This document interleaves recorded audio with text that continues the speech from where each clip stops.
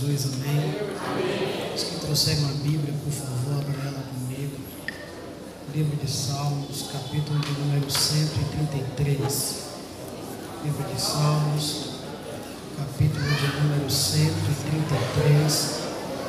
Eu quero ser grato a Deus por essa oportunidade, ao pastor Joel, pela oportunidade, pelo convite, que Deus abençoe, ao pastor Menezes, pela confiança, que Deus abençoe a cada irmão, desde a portaria até a tribuna, que o Senhor abençoe a todos. E cada irmão de Setade que está aqui nessa noite, que Deus abençoe, Isaías, Gene Clay, Felipe, José Santana, cada irmão, que Deus abençoe em nome de Jesus, e meu professor Abimael. Salmos, capítulo de número 133, versículo 1 a seguir, diz assim: ó quão bom e quão suave é que os irmãos vivam em união. É como óleo precioso sobre a cabeça, que desce sobre a barba de Arão, que desce a orla das suas vestes, como o orvalho do Hermon, que desce sobre os montes de Sião, porque ali o Senhor ordena a bênção e a vida para sempre. Aleluia. Glórias a Deus. Irmãos, o texto lido é bem conhecido, todos nós sabemos que assim como a nossa Assembleia de Deus tem a sua harpa cristã, assim como a Igreja Batista tem o cantor cristão, o povo de Israel tem também o seu inário, que é o livro dos Salmos. O compositor desse salmo provavelmente foi Davi. Davi foi rei de Judá, segundo Samuel, capítulo de número 2, verso 1 a seguir. Foi rei de Judá e de Benjamim após a morte de Saul.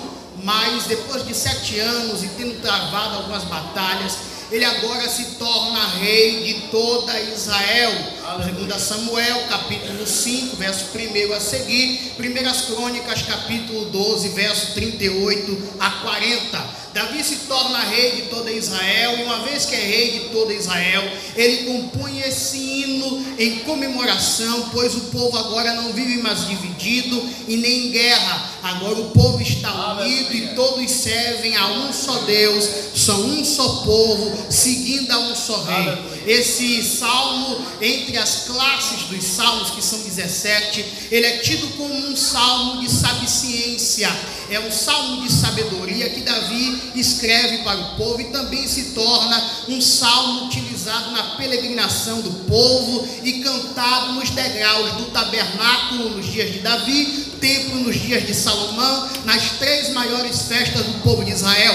Quando você lê Deuteronômio, capítulo 16, versículo 16 e 17, você vai perceber que existia 3 festas que todo varão judeu deveria estar presente, a saber, a Páscoa, a festa do tabernáculo e a festa de Pentecoste. Nessas festas, nessas caminhadas até o tabernáculo ou o templo nos dias de Salomão, o povo costumava cantar esse hino e outros hinos que são chamados de salmos dos degraus ou das romãs, das romarias. Aqui Davi vai louvar e mostrar como é bom que os irmãos vivam em união. Ele enfatiza quão bom e quão suave é que os irmãos vivam em união. De fato, quando nós vamos ler a palavra de Deus, desde os primeiros capítulos, nós vamos encontrar vários textos falando acerca de desunião.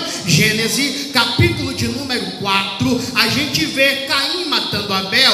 Gênesis, capítulo de número 13, a gente vai ver que Abraão e Ló se separam porque seus servos não viviam em união. Gênesis, capítulo 37, a gente vai ver que os irmãos de José o vendem como escravo e tinham raiva dele.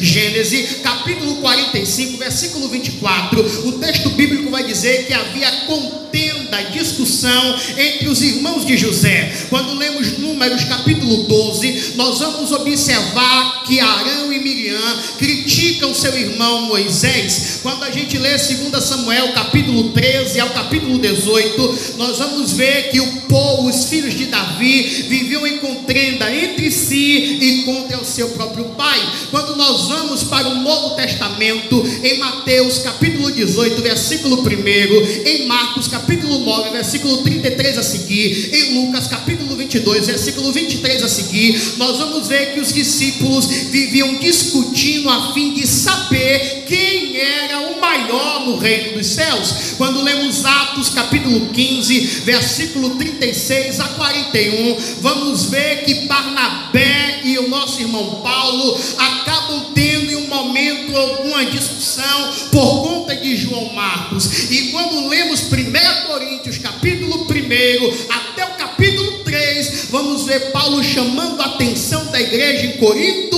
por conta das diversas contendas que havia ali, pois a Bíblia Sagrada registra isso. Em vários lugares há contenda, há discórdia, houve dissensão, e isso atrapalhou a vida de muitas pessoas na história da Bíblia. Isso impediu muita gente de prosperar, de crescer, de viver em paz com Deus, de ser usado por Deus. Então Davi, vendo o povo unido, ele faz um salmo e ele diz: quão bom e quão suave é que os irmãos vivam em união. É importante vivermos em união por diversos motivos. Primeiro, é importante vivermos em união porque a união é mandamento de Deus para a salvação. Hebreus capítulo de número 12 versículo de número 14: segui a paz com todos e a santificação, sem a qual ninguém verá a Deus. Quando você lê 1 João capítulo 1 verso 7, está escrito: se andarmos na luz como ele na luz andou, e tivermos comunhão um com os outros, o seu sangue nos purifica de todo o pecado. É importante vivermos em união, porque a união é mandamento de Deus para a salvação. Em segundo lugar, é importante vivermos em união, porque a união é um meio de evangelização. João capítulo 15 verso 23, na oração sacerdotal, Jesus diz: Pai, eu neles e tu em mim, para que eles, tendo alcançado a plena união, o mundo creia que tu me enviaste e que tu amas a ele como também ama a mim. Quando vivemos em união, evangelizamos um mundo que vive em contenda. É importante viver em união, porque a união produz crescimento. Há várias igrejas por aí buscando técnicas de crescimento de igreja, estudando aqui e ali, buscando saber como inovar, criar novas coisas para atrair pessoas para a igreja. Mas quando eu leio Atos capítulo 2 verso 42, eu vejo a Bíblia dizendo: e a igreja crescia na palavra, na oração e na comunhão. Aleluia! Comunhão é bom, porque comunhão gera crescimento. É importante vivermos em união, porque a união gera milagre. Quando você lê 2 Reis capítulo 4 versículo 5, Eliseu vai dizer para a viúva: toma vasilha emprestada na mão dos teus vizinhos. Se ela não tem amizade com seus vizinhos, se ela não vive em comunhão com sua vizinhança, ela não teria vasilhas para o milagre acontecer. É importante vivermos em união, porque a união gera milagre. Evangelho de Jesus, segundo escreveu Lucas, capítulo 7, verso 1 a seguir, está escrito que, sabendo o centurião que Jesus passava por Cafarnaum e estava ele com o seu servo, a quem ele muito amava, enfermo, os seus amigos correram até Jesus e disseram: basta uma palavra e o servo será curado. A amizade gerou milagre para o centurião. É importante vivermos em união, porque a união gera milagre. É importante viver união, porque quando vivemos em união, nada nos é impossível. Gênesis capítulo de número 11, verso de número 5 ao verso de número 7, diz a Bíblia que Deus olhou aqueles homens construindo a torre de Babel, e Deus disse: este povo é como um só homem, e todos falam uma só língua, e nada será impossível a eles. Entenda aqui, eles estão unidos, são um só povo, é como se fosse um só homem, e Deus é quem está dizendo: nada será impossível a eles. E olhe só, eles estavam buscando fazer aquilo que não agradava a Deus. Imagine se a igreja resolvesse unir, falar uma só língua, ser como um só homem, nada será impossível para a igreja. E o texto sagrado diz que o Pai veio, ele convoca o céu, o termo está no plural, desçamos e confundamos, se para poder se manifestar, trazendo confusão entre os homens, para a obra não ser concluída.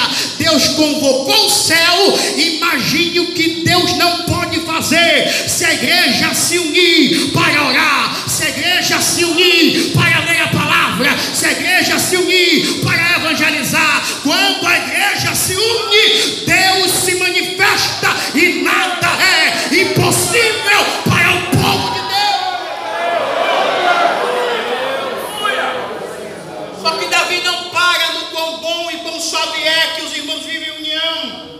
Davi vai ilustrar o poder e a importância da união com dois elementos comuns para o povo judeu. Primeiro, o óleo precioso, que desce sobre a cabeça, que desce sobre a barba de Arão, e vai até a orla das suas vestes, porque a união é como óleo. Todos nós sabemos muito bem, vocês têm um pastor que ensina bem a palavra, que o óleo simboliza o poder e a ação do Espírito Santo, é a presença do Espírito Santo, é o poder do Espírito Santo, é a unção de Deus sobre a sua igreja. Então, quando Davi ilustra e diz sobre a cabeça, todos nós sabemos muito bem que a nossa cabeça, dentro do nosso crânio, no nosso córtex cerebral, está o encéfalo, o prosencéfalo, que é a parte mais desenvolvida do encéfalo. No prosencéfalo tem o diencéfalo, que se divide em duas partes: tálamo e hipotálamo. O tálamo é responsável por audição, visão e olfato, enquanto que o hipotálamo é responsável por fome, sede, sono, tato e paladar. Então eu estou correto em dizer que o cérebro, ou melhor, a cabeça, é onde está o controle de todo o corpo do ser humano. Quando Davi diz que a união é como o óleo que vem sobre a cabeça, Davi está dizendo: é importante viver em união, porque quando vivemos em união, o Espírito Santo assume o controle. Aleluia! É importante vivermos em união, porque quando vivemos em união, o Espírito Santo assume o controle. E alguém diz assim: agora me pode na Bíblia, Atos capítulo 2, e eles estavam todos reunidos no mesmo lugar, na mesma comunhão, no mesmo propósito, adorando ao mesmo Deus, quando de repente um vento veemente, impetuoso entrou, e o Espírito de Deus encheu toda a casa, e foi conhecida por eles línguas repartidas como que de fogo, e falavam em línguas segundo o Espírito lhes concedia que falasse. E nasce a igreja quando o Espírito Santo vem por conta da união e assume o controle. Agora entenda, eu lhe falei que no cérebro humano, mas necessariamente no prosencéfalo, está a sede dos sentidos do ser humano. Logo então eu quero lhe dizer que quando a igreja vive em união e o Espírito Santo assume o controle, o Espírito Santo aumenta unidade dos sentidos da igreja, de forma que quando a igreja está unida, ela vê melhor o mundo espiritual. Quando a igreja está unida, ela ouve melhor a voz de Deus. Quando a igreja está unida, ela sente o bom perfume de Cristo. Quando a igreja está unida, ela sente quando Jesus está presente na casa. Quando a igreja está unida, os seus sentidos ficam aguçados para o mundo espiritual. E aqui eu quero chamar a sua atenção, por favor, com muito respeito. Não existe dizer assim: eu não senti Deus no culto hoje. Jesus deixou bem claro: onde houver 2 ou 3 em meu nome eu estou. Aonde tem união, Jesus está. Se você não sentir nada, aí é um problema assim. Será que você está em comunhão, irmão? Será que você está vivendo em unidade, irmão? Jesus prometeu e ele não mente. Onde tem 2 ou 3, eu estou presente. Aleluia. Aonde tem 2 ou 3, ele está. Ele está aqui nesta noite. Ele está andando em nosso meio. A sua presença é real, porque o povo dele está em união. É como óleo que desce sobre a cabeça e desce sobre a barba. Barba é símbolo de poder. Barba é símbolo de autoridade. Davi está dizendo: o povo de Deus unido tem autoridade de Deus. O povo de Deus unido tem autoridade de Deus. E eu vou lhe provar na Bíblia, porque eu gosto de Bíblia, meu negócio é Bíblia. Carlos Jorge me ensinou que tem que pregar Bíblia. Então lá vai. A Bíblia diz em Lucas capítulo 10, a partir do versículo de número 17: e ele enviou os 70, lhe deu autoridade e enviou os 70. E o texto diz no plural: e tendo os 70 voltado, os 70 foram, e os 70 voltaram, e tendo os 70 unidos, voltado, disseram para Jesus: Senhor, em teu nome expulsamos demônios e curamos os enfermos. Em teu nome expulsamos demônios e curamos os enfermos. Caso você não tenha entendido, eu vou repetir só para você entender. Fique tranquilo, não vou ficar nisso o culto todo, que eu não gosto desse negócio. Mas para você pegar, os 70 vão e fazem a obra de Deus unidos, e quando eles voltam, eles dizem: valeu a pena estar em união. Em teu nome unidos, os demônios foram expulsos, os enfermos foram curados. A igreja unida tem autoridade para Deus manifestar os seus sinais na obra missionária. A igreja unida tem autoridade. Aí Jesus diz assim: eu vi Satanás cair do céu. Quando a igreja se une para fazer a obra de Deus unida, Deus lhe dá poder, autoridade, e as obras do inimigo caem por terra, porque as armas da nossa milícia não são carnais, mas são espirituais e poderosas em Deus para a destruição das obras do maligno. Aí Davi sai da barba e vai para a orla, mas necessariamente próximo ao calcanhar. Ele diz: é como óleo que vem da cabeça passa pela barba, escorre todo o corpo até chegar na orla. De forma literal está falando da unidade, o óleo unindo todo o corpo.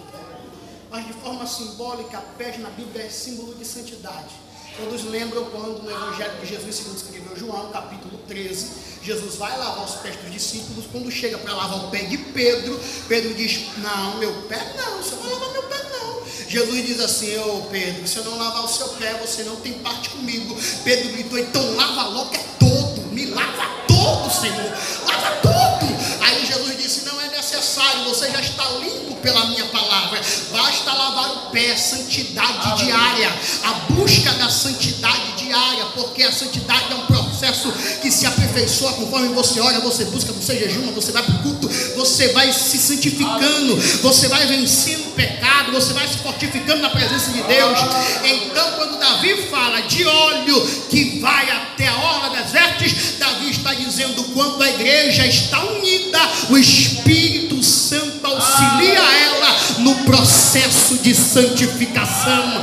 Aleluia. Quando a igreja se une com boas amizades, com pessoas que queiram coisas de Deus, com pessoas que queiram buscar a Deus, quando um jovem se une com outro jovem que gosta de orar, quando uma jovem se une com outra jovem que gosta de orar, e o Espírito Santo os ajuda no processo de santificação, e ele vive uma vida de santidade para Deus. E isto é importante. Infelizmente as igrejas neopentecostais, não agravando a todas, mas a maioria tem ensinado por aí que a receita para uma vida abençoada é pedra ungida, é pau ungido, é camisa manchada de sangue de Valdomiro Santiago, é lancinho de Valdomiro Santiago, é martelinho da vitória, é caneta de ouro para assinar milagre. Mas quando eu leio a Bíblia eu não vejo isso.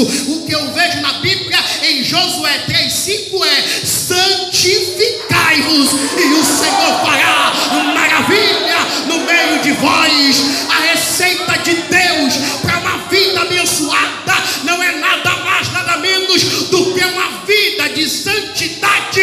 Viva em santidade e a bênção de Deus virá sobre você.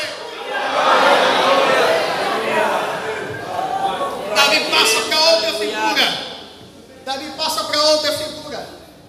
Davi sai e ele vai para o orvalho.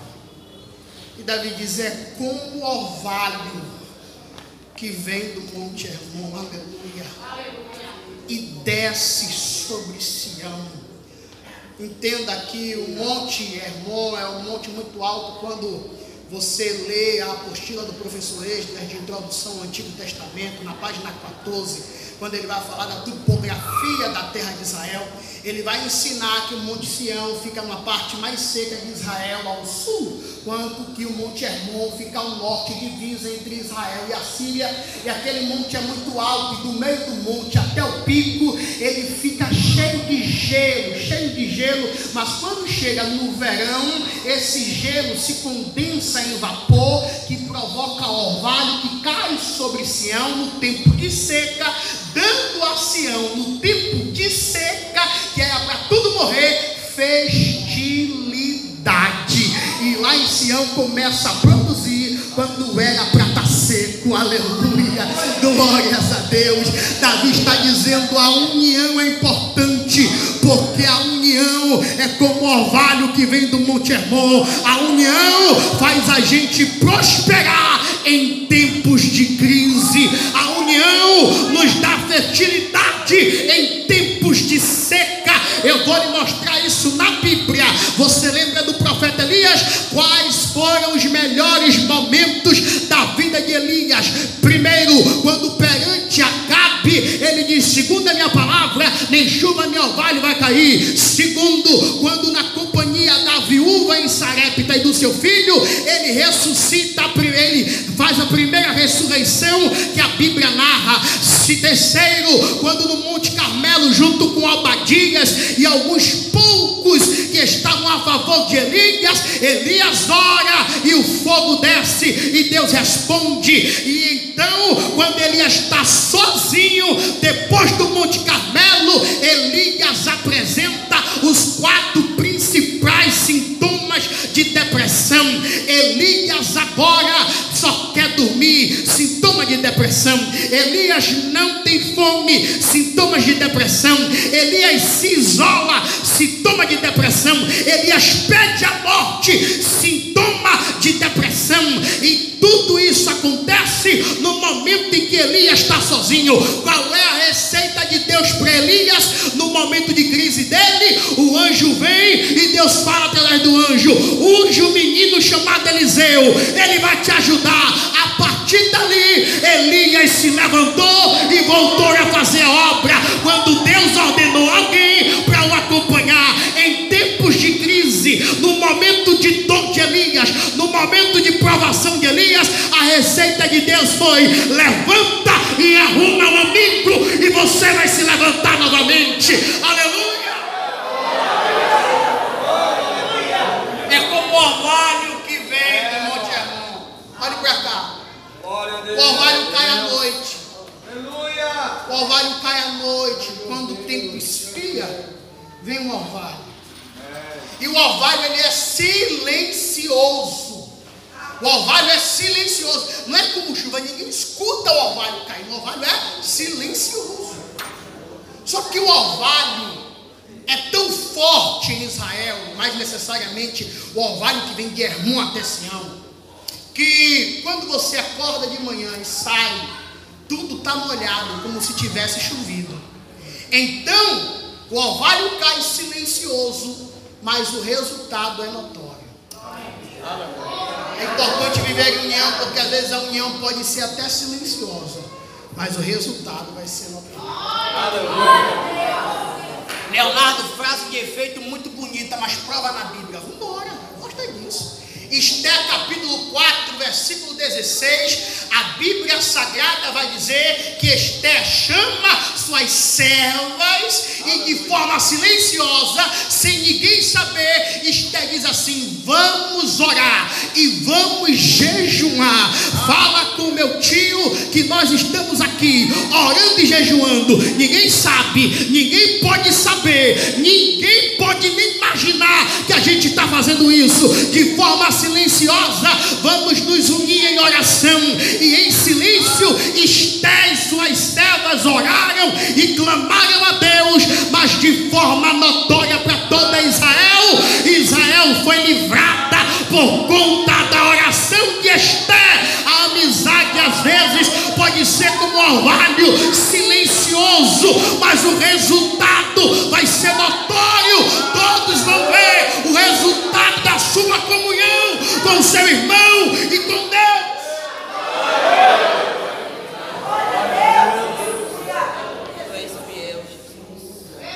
Agora aqui é outro detalhe, olha para cá. Olha para cá. Hermon. Quantas vezes você ouviu falar de Hermon? Pouquinha, né? Hermon é falado muito pouco. Mas e de Sião? Muitas vezes a gente canta Sião, a gente ora Sião, a gente lê Sião, a gente prega Sião. Se fala muito de Sião e pouco de Hermon. Hermon só é conhecido muitas das vezes por causa de Sião, quando em textos como esse, Hermon é associado ao Monte Sião. Fora isso, você não ouve falar de Hermon. É muito pouco que se fala de Hermon na Bíblia. Mas Sião todo mundo conhece. Porém, Sião pode até ser famoso e ter significado religioso, mas sem Hermon, Sião é seco. Sião não produz. O que falta em um dá sentido para a existência do outro. E quando estão juntos, nada falta, porque o que um tem de mais supre quem tem de mais. Precisamos entender isso. Vai ficar tudo mais fácil quando a gente passar a entender isso. A igreja crescia na palavra, na oração, no repartir do pão, na comunhão. Porque ninguém tinha demais, quem tinha demais supria quem tinha de menos e nada faltava para ninguém. Sião pode ter nome, mas não tem fertilidade. Hermon pode não ser tão famoso, mas tem orvalho para regar Sião. E quando esses dois se juntam, forma a combinação perfeita. E Israel se torna a terra abençoada que é, até em dias de seca. Então, querido, se una com esse seu irmão, dê a ele o que você tem de mais, supra a necessidade dele, ajude ele. Quem ora mais, ajude quem ora menos. Quem lê mais, ajude quem lê menos. Você não foi posto, irmão, em posição maior para julgar Sião, mas para ajudar a ele. Romanos capítulo 15, verso 1 a seguir nos ensina que nós devemos sustentar os mais fracos. O mais forte ajuda o mais fraco, não critica, não bota para fora, não diz eu não quero, mas vive em união, suprindo a necessidade do outro. Assim como em uma casa, o fio negativo com o negativo não produz nada. O fio positivo com positivo, vai dar curto-circuito, vai acabar com tudo. A gente querendo ou não, eu quando for pastor um dia, se um dia Jesus permitir isso, eu querendo ou não querendo, na igreja vai ter que ter. o positivo e o negativo. E eles vão ter que andar lado a lado, porque senão não tem energia, não tem eletricidade, não gera, não acende a luz, a coisa não vai. É por isso que Jesus não arranca o joio, não. Deixa aí, porque é graças ao joio que a gente vai saber quem é o bom trigo, o verdadeiro trigo. Deixa aí.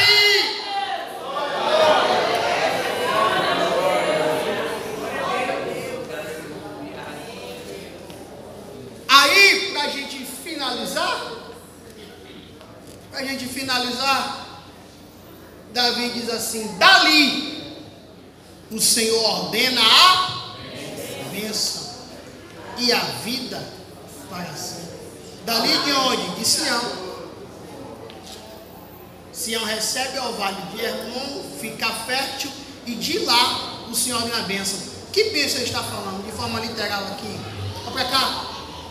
Em Sião, próximas regiões do Monte Sião, 3 coisas eram cultivadas ali, nesse período que era para ser de seca, mas se torna período fértil por causa do orvalho de Hermon. Primeiro, oliveira. Segundo, videira. Terceiro, trigo. Dali o Senhor ordena a bênção. Qual é a bênção? Primeiro, oliveira, que dá azeitona. Azeitona que gera o azeite. Para que serve azeite além da unção? Para cura. Lembrando a passagem do bom samaritano, o que é que o bom samaritano tinha na mão para botar na ferida? Azeite. Aí Tiago 5,14 diz: se houver alguém enfermo, chama o presbítero, unge e faz a oração da fé. A oração da fé vai curar o enfermo. Por que botar o óleo? O óleo tem poder? Não. Porque óleo é cicatrizante. Bota remédio e óleo.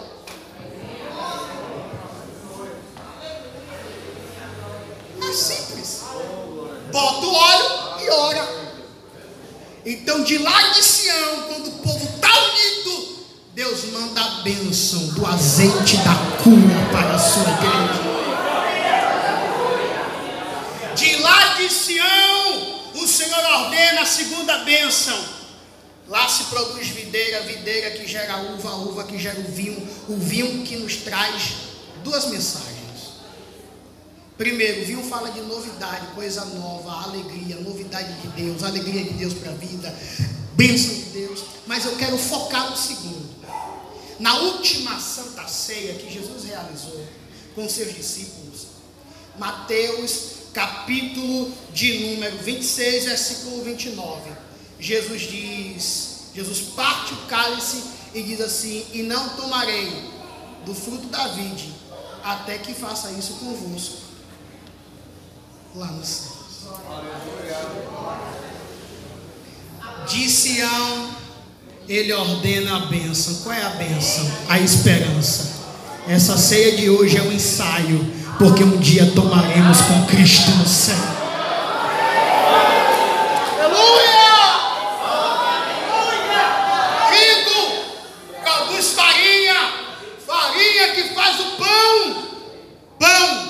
Simboliza o corpo de Cristo.